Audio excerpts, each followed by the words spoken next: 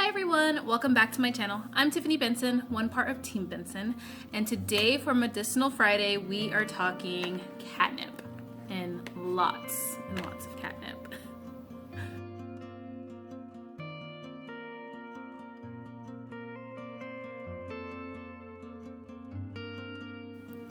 So guys, before we get into catnip and all the amazing benefits that catnip can offer you guys, which I picked this earlier today, and so now it is washed and it has been drying, and I put it back in this bucket just so I had it for the video. But I want to take you outside to earlier today when I cut this catnip to talk to you guys about growing it and just so you can kind of see how catnip grows. Alright guys, so here is my catnip. And as you can see, growing it in a raised bed was a complete poor choice.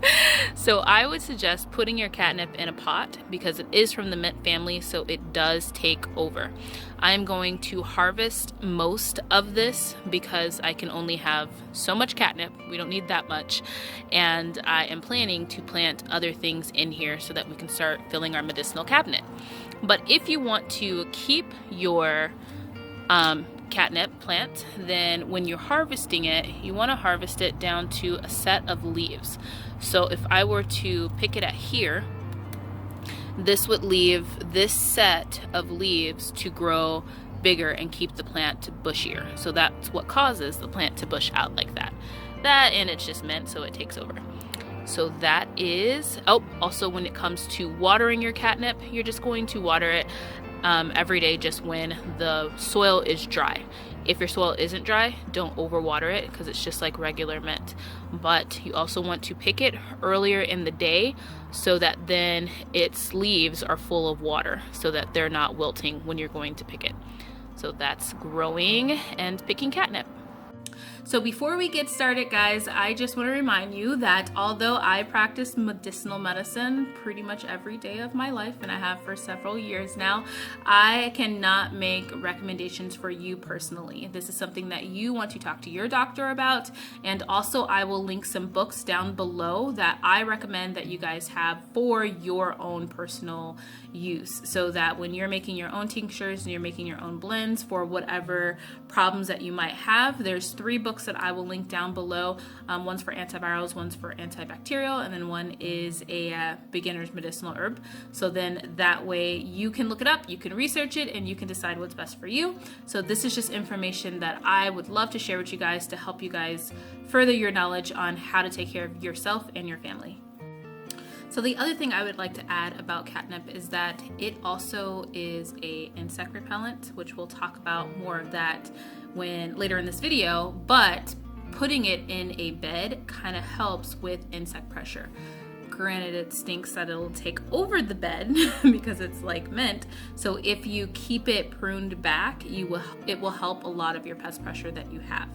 So let's get into talking about the wonderful benefits of catnip. Now, most people think of catnip and they just think that this is something that you give your kitten or your cat. And yes, that is a perfect use for it. It actually makes your cat a little high, which if you're having human grade catnip, which you want to make sure you have a human grade catnip because there are a couple different grades, but it'll kind of do the same thing to you, just not as much as it would a cat. One of my favorite uses of catnip is actually for fevers. So one of the byproducts of taking catnip is that it will make you sweat. This can help with weight loss. Some people drink a cup of catnip tea before going to the gym or before working out, and it increases their perspiration.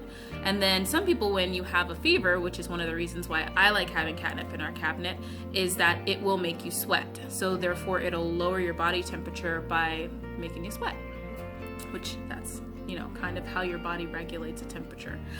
So that is one of the, I think one of the best and coolest ways that you can use catnip. Now, catnip also has a bunch of other different things that it can do as well. One of the things being that it can help you sleep. It can be a good little sedative. So just like you give it to a kitten and a kitten's like, meow, it could do the same thing to you. One of the cooler byproducts of it though is that it can help reduce your nightmares. So if you are a person that you're going through a trauma or you're having just a bad time, you can drink catnip and a cup of catnip tea, and it will help you sleep, it will relax you, but it will also stop your nightmares. So just kind of a cool little benefit. It kind of really helps relax the brain. So continue the usage topic of inside the body, meaning ingesting it and what it's doing for the inside. Catnip is also really, really great for your digestive tract. So if you are having a lot of bloating and a lot of gas, catnip does reduce that air that's in your intestines. So it can reduce a lot of the bloating, it can reduce a lot of the gas, and it can also regulate the bile and the intestinal juices that are in your body. I know that sounds gross, but it can help to regulate that. So a lot of your digestive issues that you could be having, catnip could be the solution for you. Now, there's a lot of different things out there that can regulate this and regulate that, and some of them do the same thing. But depending on your makeup and how your body reacts to different things, you can try different things. So if you guys already have something that you're like, okay, well, this is supposed to help with gas and it's not helping, or this is supposed to help with bloating and it's not happening, then you can try catnip and maybe see if catnip can help you. So now let's talk about what catnip can do for the outside of your body. So when you are washing your hair, you can use catnip, make a catnip tea, like just brew it and rinse your hair with the catnip instead of just plain water. This can help reduce split ends. For those of you guys that are suffering with split ends, you're welcome. So it can help strengthen your hair, it can help hydrate your hair, and it can reduce the split ends in your hair too as well. Also, one of the other things that I will be using my catnip for is to have as a wound care. So it is antibacterial, antifungal as well. So by putting it into a tincture, you can be able to, if you have a cut or actually a burn too as well, it can take the inflammation down in the cut or the burn while also keeping the cut or burn clean. So all you do is make an antiseptic with it, put it over top of it, and then bandage it up, or if it's a burn, kind of leave it out until it's cooled down a little bit and then bandage it once your skin comes off. Whole process. But catnip is great and wonderful for that too as well. Now, the last thing that catnip can be used for, which we kind of gotten into the topic of, is a bug repellent. Now, my catnip took over my medicinal bed, but there was no bugs in it, and it was nice. It was just never like, there's been white flies flying around my garden and there was nothing in the medicinal herb bin, and that's because the oils of the catnip are an insect repellent. So you can also cold press your catnip and use the oils of it as an insect repellent too as well. I'm pretty sure you can do a tincture with it. I know the oils will help, but you can double check that.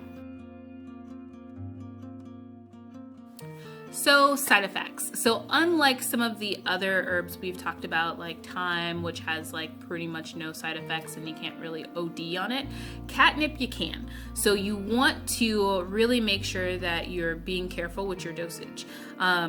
It's recommended by most people no more than a cup of catnip in a day, but once again, that is going to depend on you as a person. And so if you're on medications and if you are having medical issues, you want to consult your doctor to see how it's going to bother that.